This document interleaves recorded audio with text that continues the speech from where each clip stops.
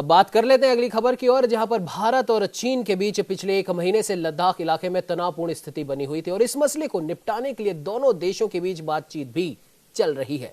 भारत चीन के बीच 5 जून को होने वाली कोर कमांडर स्तर की चर्चा से पहले ही लद्दाख में दोनों देशों की सेनाओं में तनाव कम होने के संकेत भी दिखे। दोनों तरफ के सैनिकों ने अपनी तैनाती में आक्रामकता को कम किया है। गलवान घाटी की अगर बात करें तो वहां पर चीनी सैनिक थोड़ा पीछे हट गए हैं, उन्होंने अपने कैंप भी कम कर लिए हैं। हालांकि पेंगोंग झील में अभी भी फिंगर 4 पर दोनों देश के सैनिक आमने सामने, और इससे पहले भी भारत और चीनी सेना के ब्रिगेडियर स्तर की बातचीत में कोई हल नहीं निकल पाया था। भारत किसी भी तरह की कोई ढील नहीं छोड़ना चाहता है और इसीलिए हर तरह की स्थिति से निपटने के लिए वो तैयार है। लद्दाख के पास लाइन ऑफ एक्चुअल कंट्रोल यानी कि LAC के पास भारत ने हवाई पट्टी का निर्माण भी तेज किया और इसके अलावा बोफोर्स आर्टिलरी की तैनाती भी की जा रही है। यहां अनंतनाग के पास NH 44 पर इमरजेंसी हवाई पट्टी का निर्माण किया जा रहा है ताकि किसी भी इमरजेंसी की स्थिति में लड़ाकू विमानों या अन्य विमानों को उतारा जा सके। गौरतलब है कि LAC के पास चीन ने भी कई तरह के निर्माण कर लिए और कई तरह के हथियारों की सप्लाई भी बढ़ा दी है। दूसरी ओर भारत की ओर से करीब 60 बोफोर्स आर्टिलरी गन को लद्दाख के पास फॉरवर्ड पोजीशन पर भेजा जा रहा है।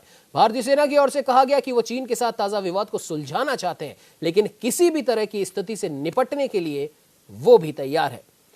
और इसी पर बात करने के लिए हमारे साथ हमारे state head doctor Chandrasen Verma phone line पे जुड़े हैं।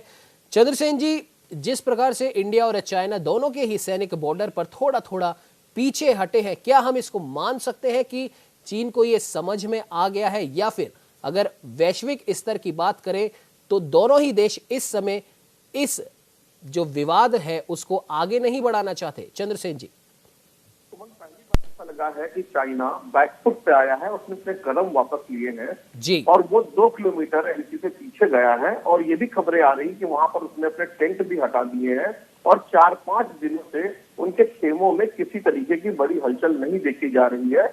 और ये साफ साफ इस बात से पता चलता है कि चाइना अपने बैकफुट पे आ गया है, उसने अपने कदम पीछे लिए हैं, उसने भारत के तेवर और कलेवर देखे हैं, उसने देखा है कि किस तरीके से भारत के लिए सारे देश एकजुट होते जा रहे हैं। उसमें ट्रंप की मध्यस्थता की बात देखी थी और लगातार मोदी और ट्रंप की जो बातचीत हो रही है वो भी चाइना को अखर रही है और चाइना को भारत की ताकत का एहसास हो रहा है इस बात का कि इस बार कोई भी अगर उसने इस तरह की हरकत की तो उसका नतीजा उसको भुगतना पड़ेगा। दूसरा बड़ा कारण है उसका पीछे हटने का कि 6 जून को एक मीटिंग होनी है दोनों देशों के अधिकारियों के बीच में।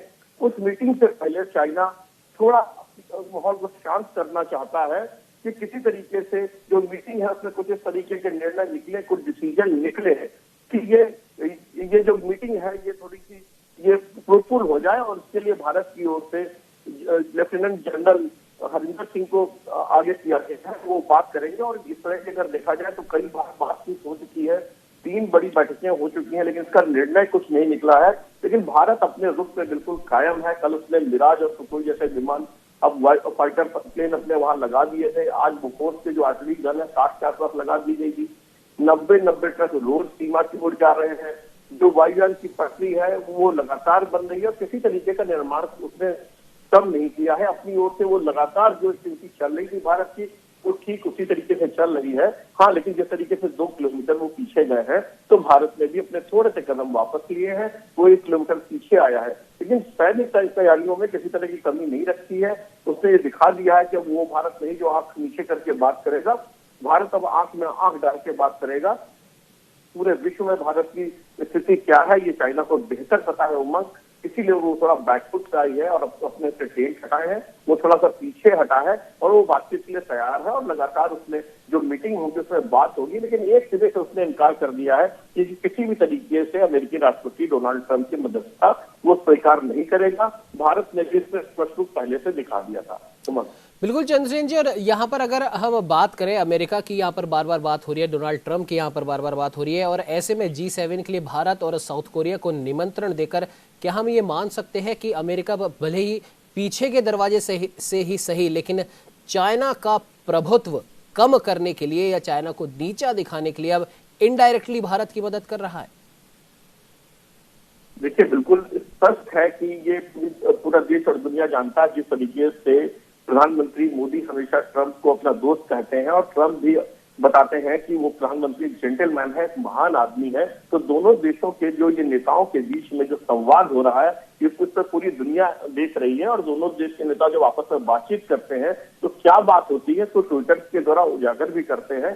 तो पूरी दुनिया का ध्यान इन दोनों देशों की ओर लगातार बना हुआ है कि दोनों में जो दोस्ती वो प्रगाढ़ होती जा रही है। जी बिल्कुल। चंद्रसेन जी माफ कीजिएगा, आपको बीच में रोक रहा हूं। हमारे साथ में कर्नल दयाशंकर दुबे जी जुड़ चुके हैं। कर्नल जी बहुत बहुत स्वागत है न्यूज इंडिया में। नमस्कार, आपको बहुत बहुत धन्यवाद। जी दयाशंकर जी, जिस प्रकार से अभी इंडिया और चाइना का जो विवाद चल रहा है उसमें आज एक नया मोड़ आया है।